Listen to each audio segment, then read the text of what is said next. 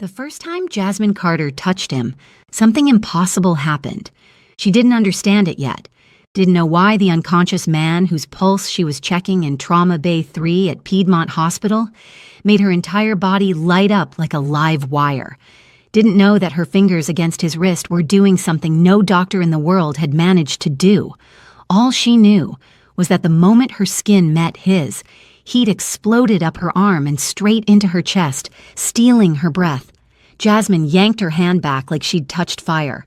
"Nurse Carter, vitals!" Dr. Reynolds barked from across the gurney, already cutting away what was left of a designer suit that cost more than Jasmine's yearly salary. Focus. She forced her trembling fingers back to his wrist. The man was beautiful in a way that didn't belong in an Atlanta ER at 2 a.m.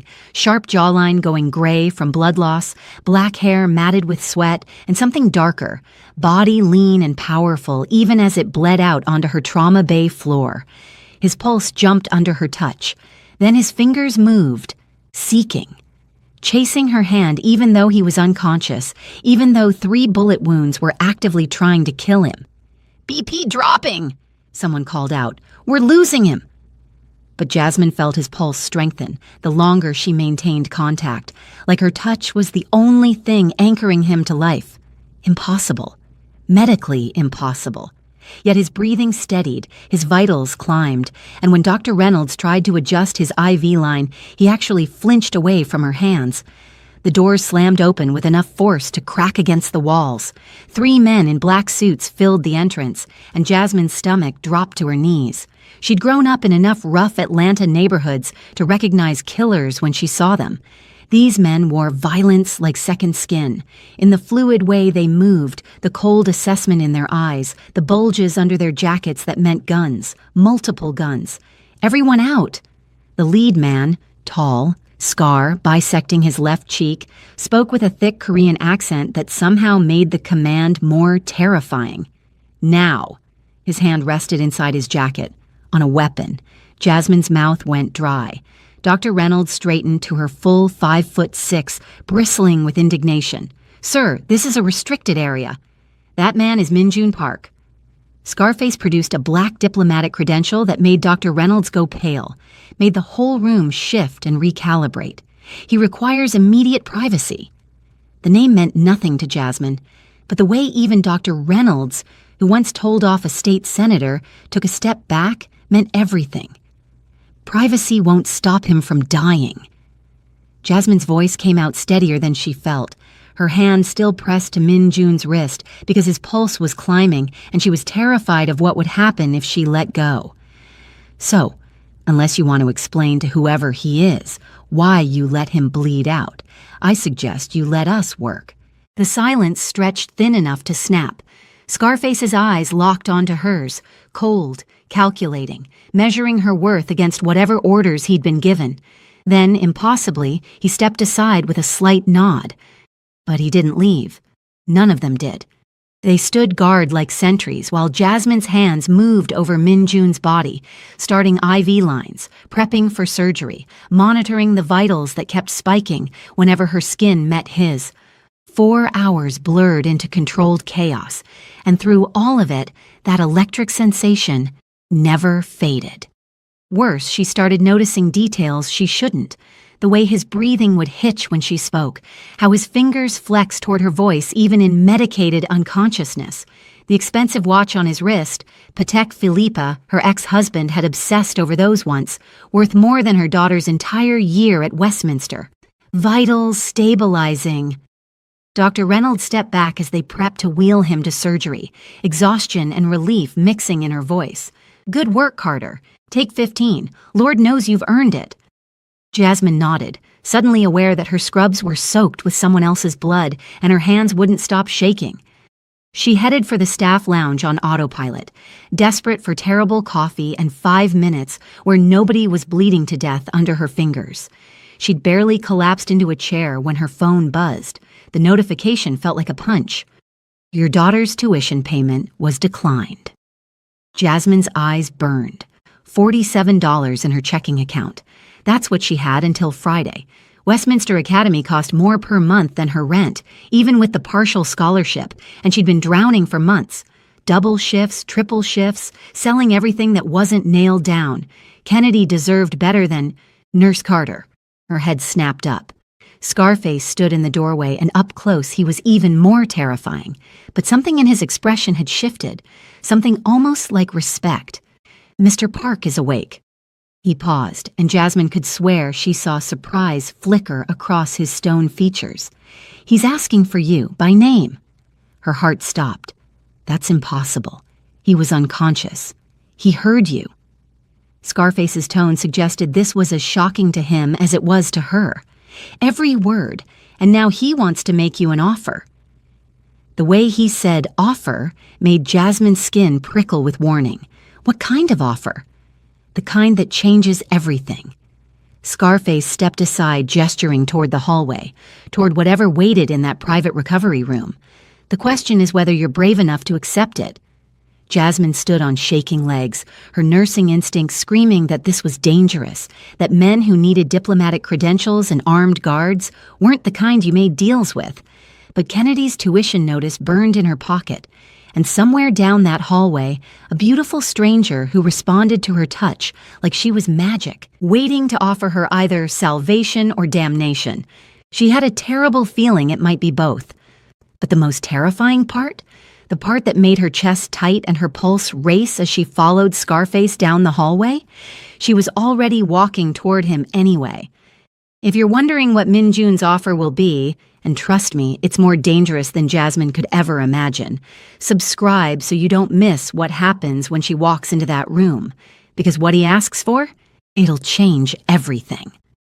The private recovery room looked nothing like the rest of Piedmont Hospital. Jasmine had worked here for 7 years, but she'd never seen this floor. Marble instead of linoleum. Artwork that probably cost more than her car. And silence. The kind of heavy, expensive silence that came from soundproofing and men with guns. "Mr. Park made a very generous donation 2 hours ago," Scarface said as they walked. "While he was still in surgery. Money moves fast when you have enough of it." He stopped outside a door flanked by 2 more suited men.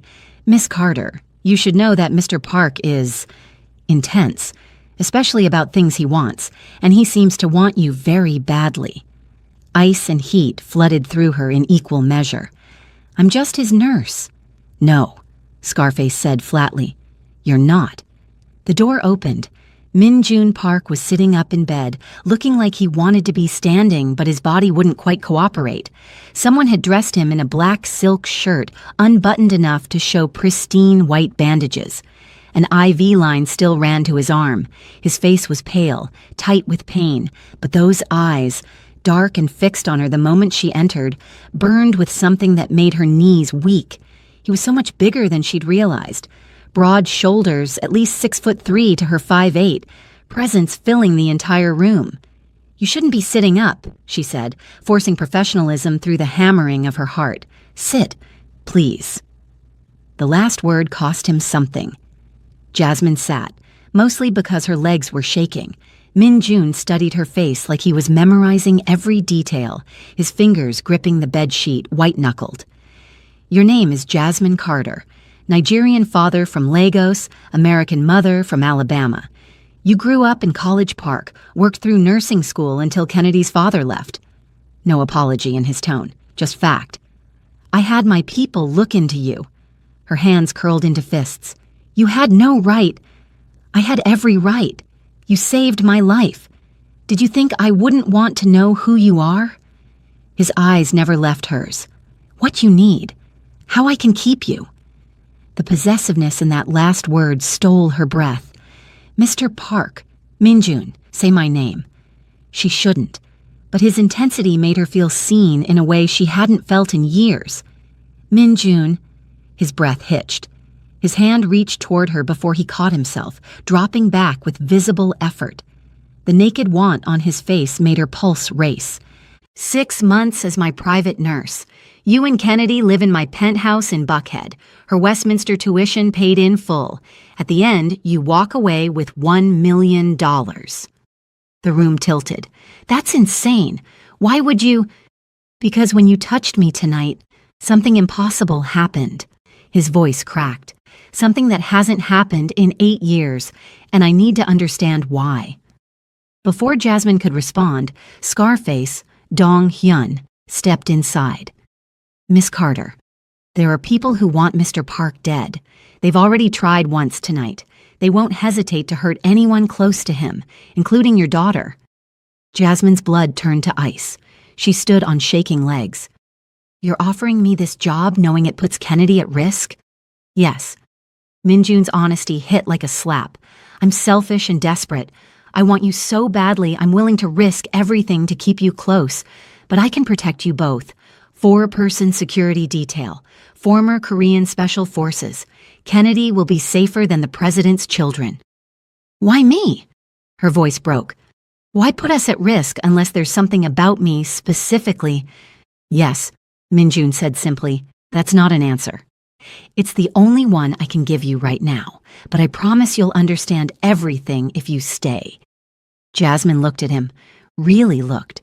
At the pain lines around his mouth, the desperate hope burning in his eyes, like he was holding his breath, waiting for her answer.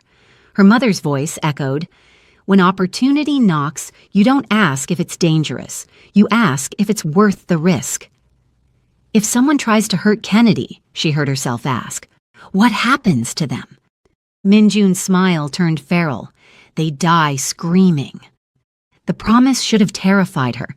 Instead, something fierce in her chest purred. "I need time to think." "Take all the time you need." Minjun reached out slowly and caught her wrist, his thumb pressing against her pulse point. Electricity exploded between them. Minjun gasped, actually gasped, his eyes going wide with shock and reverence.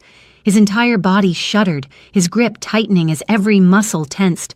For a man who'd been shot 3 times, he suddenly looked more alive than anyone she'd ever seen. "This," he whispered roughly, "this is why I need you. You make me feel alive for the first time in 8 years, and I can't go back to the darkness, not after touching the sun." Jasmine's skin burned where he touched her.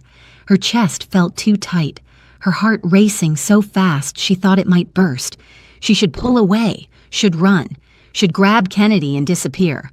But the way he looked at her, like she was salvation and damnation wrapped together, like he'd burn the world down just to keep her close, made her want to stay more than she'd wanted anything in years. 24 hours, she whispered. "I'll give you my answer in 24 hours. Jasmine." His voice held so much desperate hope, it physically hurt to hear. She pulled her wrist free and back toward the door, her entire body trembling. But just before she left, she made the mistake of looking back. Minjun was watching her with those dark, intense eyes, his hand still outstretched, like he couldn't bear to let her go. And she realized with terrifying certainty that she was going to say yes. Not because of the money, though God knew she needed it. Not because of Kennedy's tuition, though that mattered more than breathing. But because, when Min Jun Park touched her, she felt alive too. And that was the most dangerous thing of all. Jasmine made it exactly 3 blocks before she had to pull over. Her hand shook so violently on the steering wheel she couldn't see straight. Her wrist still burned where Min Jun had touched her, the sensation spreading up her arm like wildfire, pooling in her chest where her heart hammered against her ribs. "You make me feel alive for the first time in 8 years." What did that even mean? What had happened to him that killed something inside? And why? Why did her touch bring it back? Her phone rang. Unknown number. "Hello? Miss Carter." Dong Hyun's voice was calm, professional. "Mr. Park wanted me to clarify something. The security detail for your daughter starts immediately, whether you accept his offer or not." Jasmine's stomach dropped. "I didn't agree to—" 4 men are currently stationed near your apartment in College Park. 2 more will monitor Westminster Academy's perimeter. Your daughter won't see them, but anyone who tries to hurt her won't make it within 50 feet. His voice dropped, cold as winter. "Consider it non-negotiable." The line went dead. Jasmine sat in her car outside a closed Waffle House, her mind spinning. Min Jun Park had already made her decision for her, had wrapped security around Kennedy without waiting for permission. The possessiveness should have terrified her. Instead, something fierce whispered, He'd burn the world down for you, without hesitation. And God help her, she liked it. Kennedy was asleep when Jasmine finally made it home. She checked on her daughter, braids messy against the pillow, stuffed elephant clutched tight, and felt her chest crack open. Everything she did was for this little girl. Every double shift, every missed meal, every sacrifice. Was Min-jun's offer another sacrifice or salvation? Her phone buzzed, text from an unknown number. You made it home safely. Good. Her heart stopped. Are you having me followed? I have someone watching the perimeter of your building. Not you specifically, the area. There's a difference. That's exactly what a stalker would say. A pause. Then, fair. I'm trying to protect you, but I understand it feels invasive. I can pull them back if you want. Your comfort matters more than my paranoia. The admission surprised her. She'd expected him to be unapologetic, controlling. Instead, he was giving her a choice. Keep them, but no cameras inside my home. That's the line. Agreed. I'm sorry for overstepping. Jasmine stared at her phone, trying to process a dangerous man apologizing. Why aren't you sleeping? You were shot 6 hours ago. Can't sleep. Keep thinking about you. Heat flooded through her despite her exhaustion. You need rest to heal. I need you to say yes. That would be better than rest. Her fingers trembled. 24 hours, I promised. I know, I'm just not good at waiting for things I want. Clearly, you put security on my daughter in under 2 hours. Your daughter is 6 years old and the most vulnerable point in your life. I wasn't taking chances. If that makes me crazy, I'll own it. Something in Jasmine's chest softened dangerously. She likes libraries, big ones. A pause, then. The penthouse has a 2-story library, floor-to-ceiling books, rolling ladder. You're bribing me with libraries? I'm bribing you with safety, financial security, and the chance to finish medical school. The library is just a bonus. Despite everything, Jasmine smiled into her pillow. Good night, Min-jun. Good night, Jasmine. Sleep. I'll make sure nothing touches you. She fell asleep with her phone clutched in her hand, feeling safer than she had in years. Morning came too fast. After dropping Kennedy at school, noticing but not acknowledging the 2 men in a black sedan parked across the street, Jasmine found an email from someone named Sarah Kim, attorney, contracts attached. The documents were absurdly generous, almost insulting in how much Min-jun was offering for 6 months of nursing care, unless it wasn't really about nursing care at all. One clause caught her eye. Employee may terminate employment at any time, no questions asked, and still receive full compensation. He was giving her an escape route, built right into the contract. Her phone buzzed. Did Sarah send everything? Yes, this is too much. It's not enough, but it's what I can offer without scaring you away completely. You already have armed men watching my daughter's school. And you're not running, which means I haven't completely scared you yet. Progress. Jasmine's laugh came out shaky. You're insane. Yes, does that change your answer? She looked at the contracts, at the trust fund for Kennedy, at the security protocols that would keep her daughter safer than Jasmine ever could alone. She thought about Min-jun's hand on her wrist, the electricity, the way he'd looked at her like she was salvation. I need to see you, in person, before I decide. When? Tonight, after my shift, come to the hospital. A long pause. Then, I'll be there. Jasmine set her phone down with trembling hands. Tonight, she'd look Min-jun Park in the eyes and decide if she was brave enough to jump.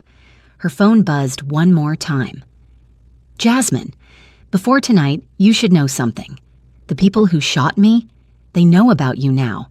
They know you saved my life. And they're coming. Her blood turned to ice. How long do I have? Days, maybe less. So when you see me tonight, understand this. Saying yes puts you in the crosshairs. But saying no? Another text came through before she could respond. Saying no means I can't protect you when they come, and they're coming either way. Jasmine stared at her phone, her heart in her throat. She'd thought she had 24 hours to decide. Turned out she was already out of time. Jasmine's shift that night felt like walking through quicksand. Every minute dragged, every patient blurred together. Her hands moved on autopilot while her mind spun in endless circles. They're coming either way. She'd tried calling Min-Jun back. No answer. Tried texting. Nothing. Like he'd dropped his bomb and disappeared, leaving her to detonate alone. At 11:45, her phone buzzed. 4th floor, private wing, door at the end. Her hands shook as she typed back, "My shift doesn't end until midnight." "I know, I'm asking you to leave early. Please." The please cracked something in her chest. Jasmine took the service elevator to the 4th floor, her heart hammering. The private wing was silent, expensive, wrong for a hospital. Guards stationed every 20 feet didn't even look at her, like they'd been told exactly who to expect. The door at the end was slightly open. Min-Jun stood by the floor-to-ceiling windows overlooking Atlanta's skyline, his back to her. He'd changed into dark jeans and a black sweater that did nothing to hide the careful way he held himself, like moving hurt, but he refused to show it. "Close the door," he said quietly without turning. She did. The lock clicked with a finality that made her pulse spike. "You scared me today." Her voice came out sharper than intended. That text about people coming was the truth. Min-Jun turned and Jasmine's breath caught. He looked exhausted, beautiful and dangerous, and so tired it made her chest ache. Dark circles under his eyes, jaw tight with pain, but those eyes burned with an intensity that made her knees weak. "I needed you to understand what you're walking into." He moved toward her slowly, favoring his left side. "If you say yes, Jasmine, you become a target, not because of anything you've done, but because of what you are to me." "And what am I to you?" The question came out barely a whisper. Min-Jun stopped 3 feet away, close enough that she could feel the heat radiating off him, far enough that she'd have to choose to close the distance. "Everything I shouldn't want, everything I can't afford to lose." His voice went rough. 8 years ago, my father was murdered. I took over his organization, one built on violence and things that would make you run if you knew the details, and something inside me broke that night. Jasmine's throat tightened. "What do you mean, broke?" "I stopped feeling. Not emotions. I still felt anger, fear, but pleasure? Physical, sensation beyond pain?" He shook his head. "Gone, completely gone. I spent millions trying to fix it. Nothing worked. Until I touched you," Jasmine whispered. "Until you touched me." His eyes locked onto hers. For the first time in 8 years, I felt alive, felt want.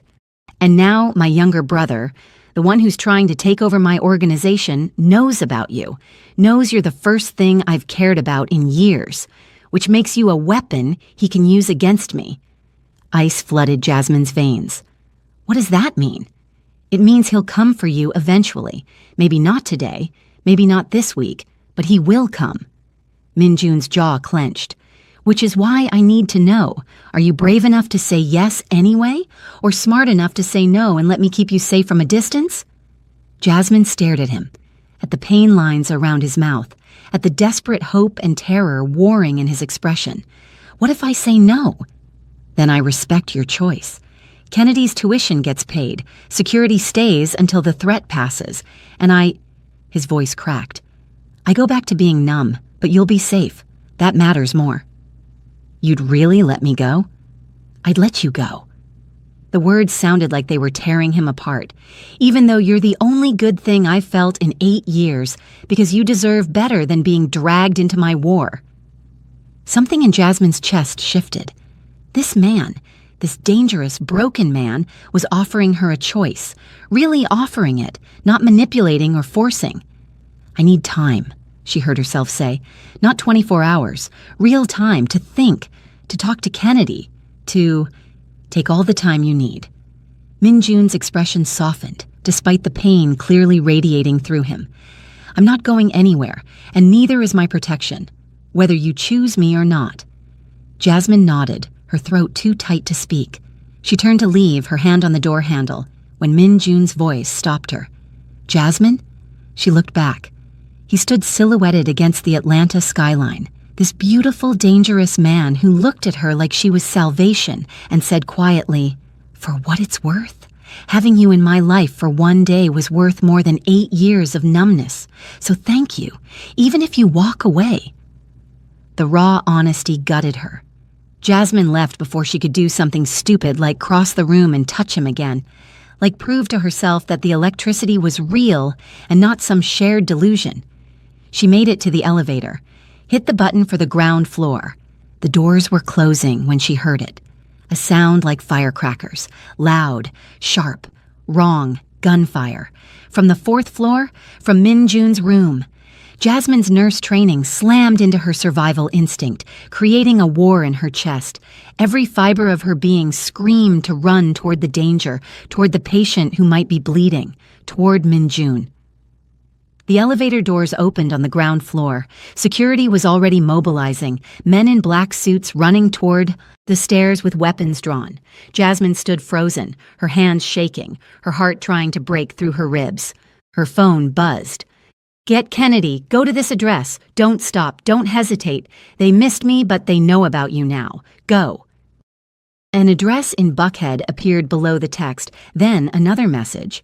"Dong-hyun is already at your apartment. He has Kennedy. She's safe. But you need to move. Now." Jasmine's blood turned to ice. They had Kennedy. Min Jun's people had her daughter. She should call the police, should scream, should do something other than stand in this hospital lobby while her world collapsed. Her phone rang. Dong-hyun. "Miss Carter, please don't panic. Kennedy is safe. She's asking for you. But we need to move her now. Mr. Park's brother knows where you live. I'm bringing her to the Buckhead address. Meet us there." "If you hurt her..." Jasmine's voice came out feral, nothing like herself. "I have a daughter too, Miss Carter. 8 years old. I would die before I let harm come to a child." His voice was calm, steady. "Kennedy is eating ice cream and asking why we're having an adventure at midnight. She thinks this is exciting. Let's keep it that way." The line went dead. Jasmine stood in the hospital lobby, her scrub still stained with Min Jun's blood from yesterday, and realized with crystal clarity that she'd already made her choice. The moment she'd touched him and felt that electricity, she'd been caught. The moment he'd offered to walk away to keep her safe, she'd been claimed. And now someone was shooting at him while his people extracted her daughter, like this was a military operation. She was already in his world. The only question was whether she'd fight it or surrender to it. Jasmine ran to her car, Min Jun's address burning in her phone, and chose surrender. Because somewhere in Buckhead, her daughter was waiting. And somewhere in this hospital, a man who made her feel alive was bleeding. She'd figure out which one was more terrifying later. Right now, she just needed them both safe. The Buckhead address led to a building that didn't exist on any map. The sleek glass tower rose 30 stories above Peachtree Road, but the entrance was unmarked, the windows dark except for the top floor that blazed with light. Jasmine's hands shook on the steering wheel as she pulled into the underground garage. 2 men in black suits materialized before she'd even cut the engine. "Miss Carter, 4th elevator, penthouse access." "Where's my daughter?" "Safe. Top floor." Jasmine ran. The elevator moved smoothly, 30 floors in seconds. Her reflection stared back, wild-eyed, blood-stained scrubs, looking like someone whose life had detonated in 48 hours. The doors opened directly into the penthouse. Kennedy sat at a massive dining table with Dong-hyun, eating chocolate cake. "Mommy!" Kennedy jumped down and crashed into Jasmine's legs. "This place is huge!" Jasmine dropped to her knees, frantically checking her over. No bruises, no fear. "Baby, are you okay?" "Yeah, can we stay?" "Miss Carter." Dong-hyun approached. "I apologize for the abrupt extraction, but we had a 5-minute window." "You took my daughter without asking. I kept your daughter alive. There's a difference." He didn't flinch. "And I'll choose her safety over your anger every time." The honesty deflated her rage, because he was right. "Where's Min Jun? I heard gunshots." "Alive. unharmed. His brother is escalating faster than anticipated, but you're safe here." Her phone buzzed. "I'm sorry for the chaos. Are you okay? Is Kennedy okay? MJ?" "We're fine. Terrified, but fine. Where are you?" "Handling the threat. I'll be there in 2 hours." "You were just shot at." "This is different, because this time I have something worth living for." Jasmine's breath caught. "When you get here, we need to talk. No more secrets." "Agreed. Thank you for not running." She should type something cautious. Instead, just come home safe. Home, like she'd already surrendered. Home. I like the sound of that. A door opened behind her. A woman emerged, early 30s, sharp business suit. "Miss Carter, I'm Sarah Kim, Mr. Park's attorney. I have updated contracts given tonight's events." She set a leather folder on the counter. "Legal protections, trust funds for Kennedy, security protocols. He's covering every angle because he knows his brother won't stop." Jasmine opened the folder, hands shaking. "This custody provision. Only if you have no other living relatives, and only until Kennedy's 18. It ensures she's protected if the worst happens." Sarah's expression softened. "He's planning for scenarios he hopes never occur. What terrifies him isn't his own death. It's failing to protect you both." Before Jasmine could respond, every light in the penthouse went out. Emergency lighting kicked in. Dim, red-tinted, sinister. Dong Hyun appeared, weapon drawn. "Get Kennedy now, building's been breached." An explosion rocked the building. Kennedy screamed from upstairs. Jasmine ran, hitting the stairs at full speed. Kennedy stood frozen in the library doorway, tears streaming. "Mommy!" Jasmine scooped her up, Kennedy's arms wrapping around her neck. "I've got you, baby." Dong Hyun herded them toward a panel that had opened to reveal a steel door. Inside, now. "What about Min Jun?" "He said if anything happened, you and Kennedy get to safety first. Non-negotiable." The safe room was small, reinforced, lined with monitors showing every angle. Armed men in tactical gear swarmed the lower floors. 12, maybe 15. Dong Hyun's jaw clenched. Jae-sung's making his move. Kennedy whimpered against Jasmine's chest. "Mommy, I'm scared." "I know, baby, me too, but we're safe here." The monitors showed Min Jun's security engaging the intruders. Gunfire. Violence. Then one monitor showed the lobby elevator. Min Jun stepped out. He moved like death. Controlled. Precise. Lethal. Blood stained his shoulder, but he didn't slow. Just cut through his brother's men like they were nothing. Jasmine watched, unable to look away, as the man who'd touched her so gently destroyed anyone between him and the penthouse. Between him and her. "Jesus," Sarah whispered. "I've never seen him like this. He's always controlled, but this is a man with everything to protect." The fighting lasted 8 minutes that felt like hours, then silence. Dong Hyun checked his phone, then nodded. "Clear. It's over." "Over?"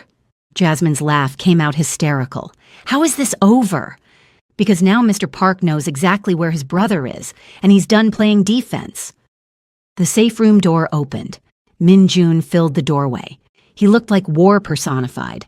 Blood splattered across his face, his clothes, his hands. His chest heaved. His eyes scanned the room, found Jasmine and Kennedy, and something cracked in his expression. "You're safe." His voice was wrecked. "Thank God." Kennedy peeked out from Jasmine's shoulder, eyes huge, and whispered, "Mommy, who's that?"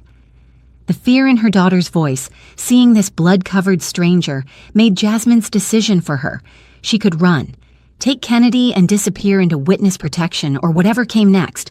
Or she could trust that the man underneath all that blood was the same one who'd apologized for overstepping, who'd offered to walk away to keep her safe, who'd just killed 12 men to protect them.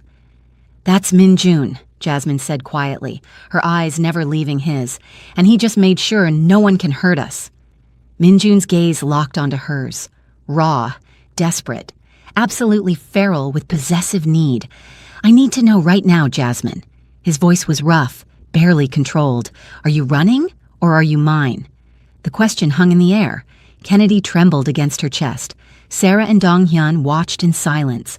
The monitors still showed bodies on the lower floors. Every logical part of Jasmine screamed to run, but she looked at Min-jun, at this dangerous, broken man who'd given her back something she didn't even know she'd lost, and made her choice. "Yours," she whispered. The word hit him like a bullet. His knees nearly buckled, his hands clenched into fists at his sides like he was physically restraining himself from crossing the room and claiming her right there. "Say it again." His voice cracked. "Please." "Yours," Jasmine said stronger. "We're yours. Both of us." Min-jun closed his eyes, and when he opened them again, they burned with something between reverence and possession. "Then it's done. My brother comes for you, he dies. Anyone touches you, they die. You're under my protection now." His voice dropped lower, intimate despite the audience. "And I keep what's mine, Jasmine. Always." The promise should have terrified her. Instead, she felt safe for the first time in 6 years, even if that safety came wrapped in blood and violence, and a man who looked at her like she was oxygen, especially then. Min-jun didn't touch her. Not right away. Not with Kennedy watching and Dong-hyun still securing the perimeter and Sarah quietly gathering her contracts like nothing had happened. But his eyes never left Jasmine's face. "There's a guest suite on the 3rd floor," he said quietly, his voice still rough from violence. "Private bathroom. Kennedy can pick any bedroom she wants. Dong-hyun will show you." "Where will you be?" The question came out before Jasmine could stop it. Something dark and possessive flashed across Min-jun's expression. "Cleaning up, making calls, ensuring my brother understands what happens when he touches what's mine." His jaw clenched. "And trying very hard not to claim you in front of your daughter and my entire security team." Heat flooded through Jasmine despite everything, the fear, the chaos, the bodies on the monitors. "Come on, Miss Carter." Dong-hyun's voice held a hint of amusement. "Let's get Kennedy settled. Mr. Park needs to handle business." Kennedy had fallen asleep against Jasmine's shoulder, exhausted from adrenaline and terror, masked as adventure. Jasmine carried her up the floating staircase, following Dong-hyun through hallways that belonged in a 5-star hotel. The 3rd floor had 6 bedrooms. Kennedy stirred as Jasmine laid her in a bed surrounded by pillows softer than clouds. "Mommy?" Kennedy's voice was small, sleepy. "Are we really safe now?" "Yes, baby, we're safe." "Because of him? The man downstairs?" Jasmine smoothed Kennedy's braids back. "Yes, because of him." He looked scary, all that blood.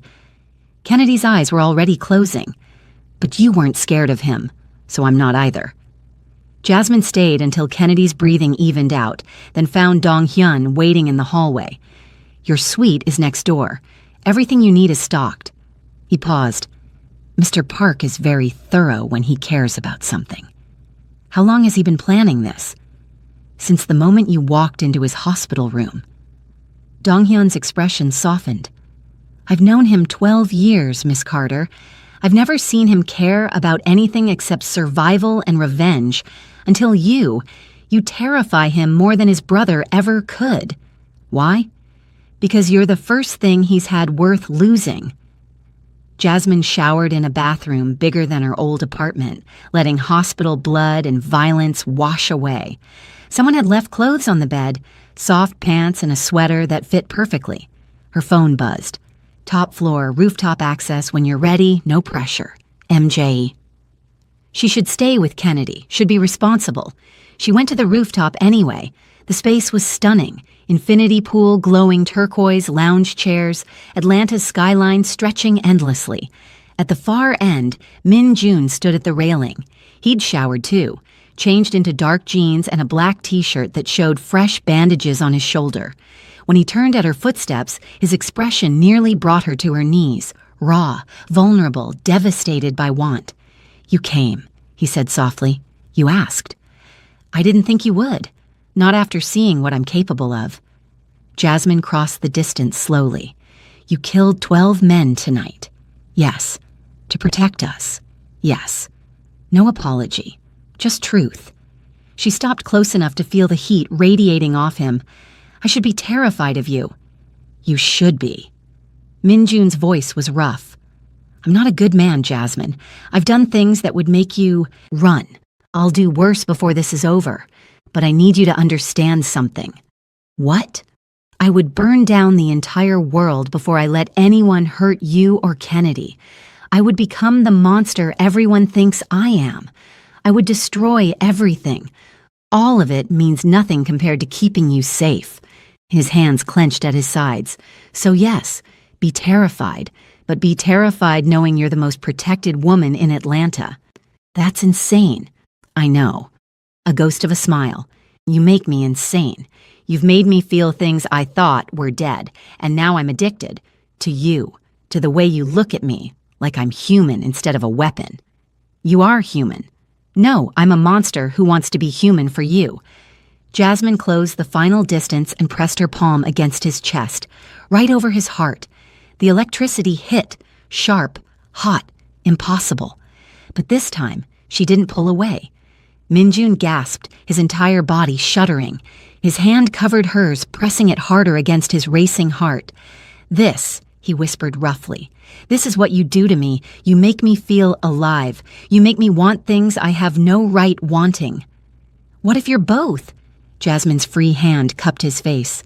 The monster who protects us and the man who texts me about libraries? Minjun's eyes closed, his breath shuddering. Jasmine, kiss me, she whispered. His eyes flew open. What?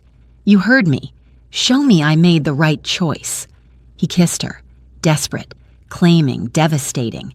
His hands cradled her face like she was precious, breakable, everything worth protecting.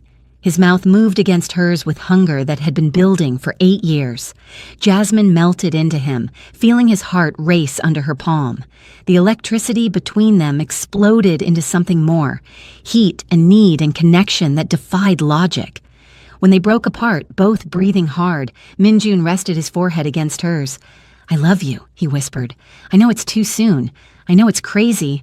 But I've been dead for 8 years, and you brought me back to life. Tears slid down Jasmine's cheeks. I don't love you yet, but I think I could. If you give me time, I'll give you forever. His thumb wiped her tears. As long as you stay. I'm staying. Minjun pulled her close, and she felt his entire body relax, like he'd been holding his breath since the trauma bay and could finally breathe. My brother will come for us again, Jasmine said quietly. Won't he? Yes, but not here. Not directly. Minjun's voice hardened. He made his move tonight to test my defenses, to see how far I'd go to protect you. Now he knows. So tomorrow I end this, permanently. What does that mean?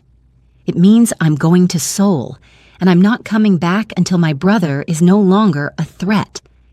His arms tightened around her. You and Kennedy stay here. Dong-hyun and a full security team. You'll be safe. And you? I'll do what I've always done. Survive. Win. Come home. He pulled back to look, at her. But this time I have something to come home to. That changes everything. Jasmine's chest tightened. When do you leave? Tomorrow night. I need one more day with you both, to make sure everything's in place, his voice cracked, to memorize what it feels like to have you close before I go back to being the monster. Minjun, kiss me again, he whispered. Please, before I have to let you go. So she did. And this time, Minjun didn't hold back. His hand slid from her face down to her waist, pulling her flush against him. The heat of his body seared through the thin sweater, making her gasp against his mouth.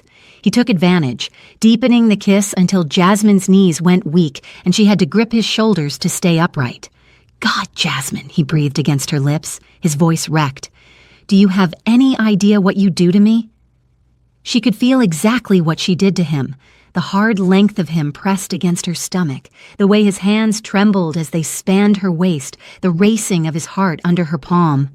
Show me, she whispered. Minjun groaned, the sound raw and desperate. His mouth left hers to trail down her jaw, finding the sensitive spot below her ear that made her breath hitch. His teeth grazed her neck, not hard enough to mark, but enough to make her gasp his name. Say it again, he demanded against her skin. Min-jun.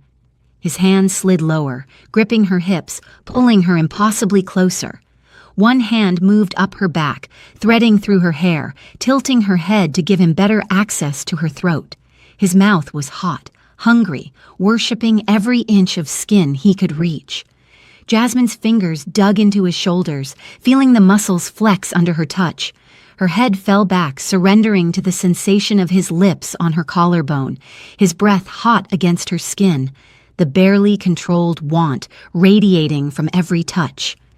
I've been dying to touch you like this, Min-jun rasped against her throat, since the moment you put your hands on me in that trauma bay, since you looked at me like I was human instead of a monster.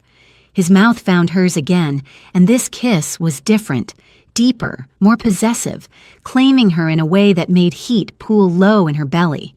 Jasmine arched into him, her body responding to his with an urgency that should have embarrassed her. Instead, it felt like coming home. Min-jun's hand slid under the hem of her sweater, his palm hot against the bare skin of her lower back. The touch sent electricity racing up her spine, making her gasp into his mouth. Jasmine, he groaned. If we don't stop now, I won't be able to. And Kennedy is just downstairs, and I want our first time to be... His voice broke. I want to take my time with you, worship every inch of you, not rush this on a rooftop because I can't control myself. The admission made her chest tight with want and something deeper. Then stop, she whispered, even though every part of her body screamed to keep going. Min-jun pulled back slightly, his forehead resting against hers, both of them breathing hard. His hand stayed on her waist, steadying her, like he couldn't bear to completely let go. When I come back from Seoul, he said roughly, his eyes dark with promise. When my brother is no longer a threat and you're truly safe, I'm going to make love to you properly, all night, until you forget every man who came before me, until the only name you remember is mine. Heat flooded through Jasmine, her pulse racing. That's a hell of a promise. I keep my promises. His thumb traced her lower lip, still swollen from his kisses. Especially to you. She kissed his thumb, watching his eyes darken further. Then come home safe, Min-jun, because I'm holding you to it. His answering smile was pure sin and promise wrapped together. And on a rooftop in Atlanta, while the city glittered below, two broken people held each other and pretended tomorrow wouldn't come. But it would. And when it did, Min-jun would go to war. For her. 6 months later, Kennedy ran through the penthouse library, her laughter echoing off 2 stories of books, while Min-jun chased her with exaggerated slowness. I'm gonna get you! His Korean accent made her giggle harder. You're too slow! She scrambled up the rolling ladder. I'm the queen! Jasmine watched from the doorway, her hand resting on her stomach where their future was growing. 3 months along, a secret she'd tell him tonight. Min-jun had come home from Seoul 6 weeks after he'd left, exhausted, haunted, but victorious. His brother was dead. She'd never asked for details, and he'd never offered, and the threat was gone. He'd spent the first week just holding her, like he couldn't believe she was real, that she'd waited. Then slowly, carefully, he'd started building a life with them, learning Kennedy's favorite books, teaching her Korean words, becoming the man Jasmine had believed he could be. Min-jun caught Kennedy anyway, swinging her onto his shoulders. Queen, huh? What does that make me? The king! Duh! Kennedy patted his head. His eyes found Jasmine's across the room, and the love there made her breath catch. What does that make your mom? He asked Kennedy softly. The Empress, because she's in charge of everything. Min-jun crossed to Jasmine and pressed a kiss to her forehead. Smart kid. The smartest, Jasmine agreed. Later, after Kennedy was asleep, Min-jun pulled Jasmine onto the rooftop where this had all begun. I have something for you, he said, a small velvet box. Her heart stopped. Min-jun, I know we said we'd wait, but I'm not patient when it comes to you. He opened the box to reveal a ring. Marry me, Jasmine. Let me spend the rest of my life keeping you safe and being the man you believed I could be. Jasmine looked at the ring, at the man holding it, at the life they'd built from chaos and impossible electricity. Yes, she whispered. "But I have something to tell you first." "What?" She took his hand and placed it on her stomach. "We're having a baby." Min-jun went absolutely still. His eyes went wide, then bright, with unshed tears. We're pregnant. 3 months. He dropped to his knees, his forehead pressing against her stomach, his arms wrapping around her waist. "Thank you," he whispered. "Thank you for giving me everything, for making me human again, for loving me when I didn't deserve it." Jasmine ran her fingers through his hair. "I love you, Min-jun Park, monster and man, all of you." He looked up, tears streaming down his face. "I love you, Jasmine Carter, soon to be Jasmine Park." They'd both jumped off cliffs and found home in each other's arms. If you loved Jasmine and Min-jun's story, smash that like button and subscribe for more Afro-Korean romance. Comment your favorite moment. Was it the rooftop kiss, the pregnancy reveal, or when he went full protective mode?